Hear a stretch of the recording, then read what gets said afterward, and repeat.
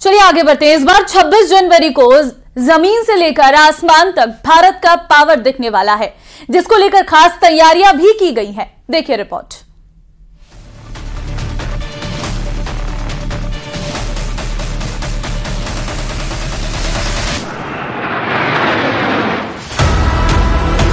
स्वतंत्र भारत में आजाद आसमान का सबसे भरोसा दिलाने वाली तस्वीर है ये।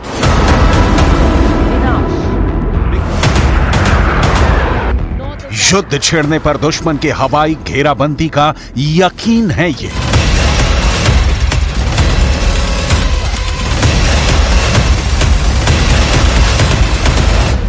अगर जंग हुई तो दुश्मन के खेमे में हाहाकार मचाने वाली मशीन है ये। ये है इंडियन एयरफोर्स।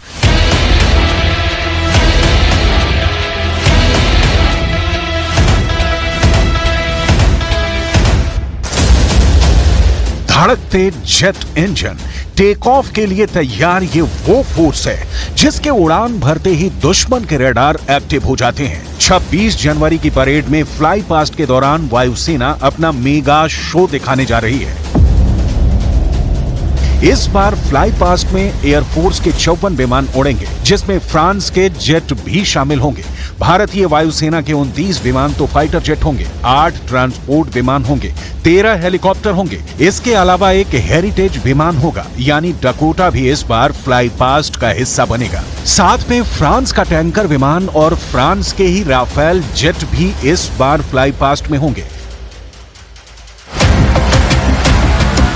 इस बार फ्लाई पास्ट में महिला शक्ति देखने को मिलेगी। 15 महिलाएं इस बार विमान उड़ाएंगी और इनमें 6 महिलाएं तो फाइटर जेट पर होंगी।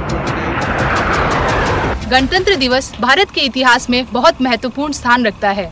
हम सबको गर्व है कि हम इस दुनिया के सबसे बड़े लोकतंत्र हैं।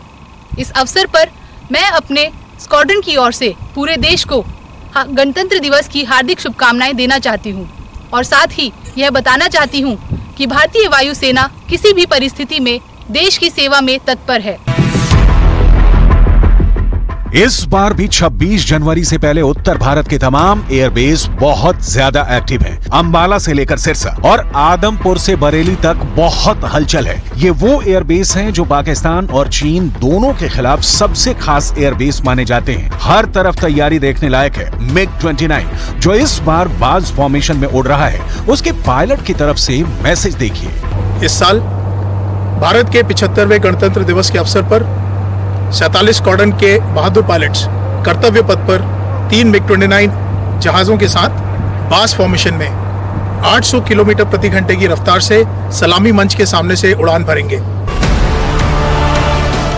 फ्रांस से इस बार ये खास पेशकश इसलिए क्योंकि वहां के राष्ट्रपति इमैनुअल मैक्रों भी गणतंत्र दिवस पर मुख्य अतिथि हैं। लेकिन सबकी नजर इंडियन एयरफोर्स पर है। फाइटर जेट हो या फिर हेलीकॉप्टर, एक एक पुर्जे को जांचा जा रहा है। इस बार अपाचे हेलीकॉप्टर के साथ साथ देश में बना प्रचंड लाइट कॉम्बैट हेलीकॉप्टर भी उड़ेगा और इसकी फॉर्मेशन का नाम भी रखा गया है प्रचंड। वैसे ज्यादा फायर पावर के मामले में अपाचे भी है, जिसे भारत के हेलीकॉप्टर वाले जंगी जखीरे में सबसे खतरनाक मशीन माना जाता है। अपाचे वो हेलीकॉप्टर है जिसने इराक से लेकर अफगानिस्तान में अपना कमाल दिखाया। हेल फायर मिसाइल किसी भी तरह के टारगेट को बहुत सटीक तरीके से खत्म करने के लिए पूरी दुनिया में मशहूर हो चुकी है। ये मिसाइल 8 से 12 किलोमीटर की रेंज में बहुत अचूक तरीके से हमला करती है। हेल फायर जैसी मिसाइल के साथ यह हेलीकॉप्टर और खतरनाक हो जाता है। अपाचे हेलीकॉप्टर की फ्लाइंग रेंज 550 किलोमीटर है। Apache 16 anti tank hello fire missile fire करता है।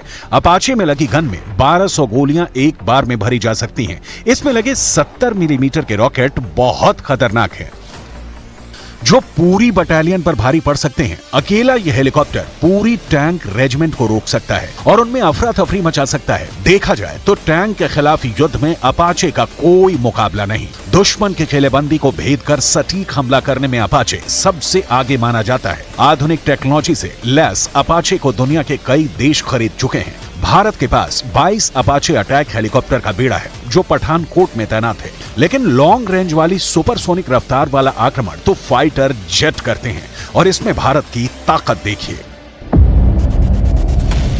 सुखोई 30 MKI 262 विमान हैं, MiG-29 60 हैं, मिराज 2000 49 हैं, जैगुआर करीब 100 हैं, MiG-21 36 बचे हैं जो 2025 तक रिटायर कर दिए जाएंगे, राफेल 36 हैं, तेजस 40 फाइटर हैं और ऐसे नए विमान लगातार वायुसेना में शामिल किए जा रहे हैं।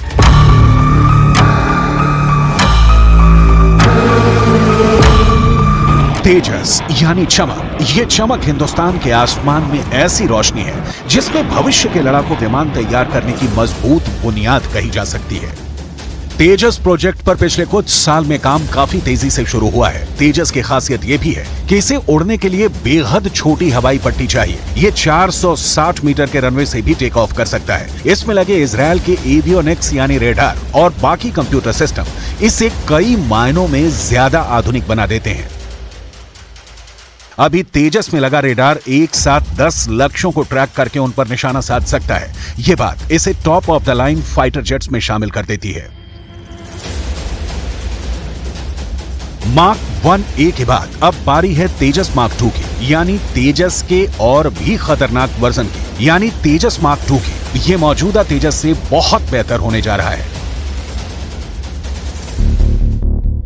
मार्क 2 मार्क 1 से बड़ा होगा और इसकी रेंज भी ज्यादा होगी। ये ज्यादा बम और मिसाइल लेकर भी ऑपरेट कर पाएगा। मार्क 2 में 6500 किलो बम ले जाए जा सकेंगे। मार्क 1 की क्षमता 3500 किलो बम और मिसाइल की है। इसमें पायलट के लिए on board oxygen generation system होगा, जैसा कि राफेल में है।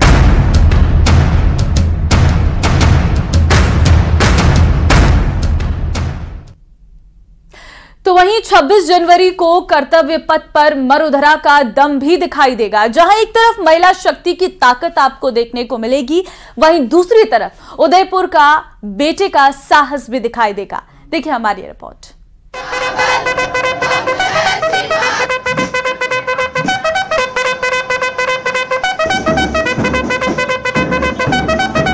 26 जनवरी के दिन कर्तव्य पथ पर राजस्थान का शौर्य दिखेगा। नारी शक्ति के साथ ही अपने राजस्थान के सरबजीत सिंह का साहस भी दिखाई देगा।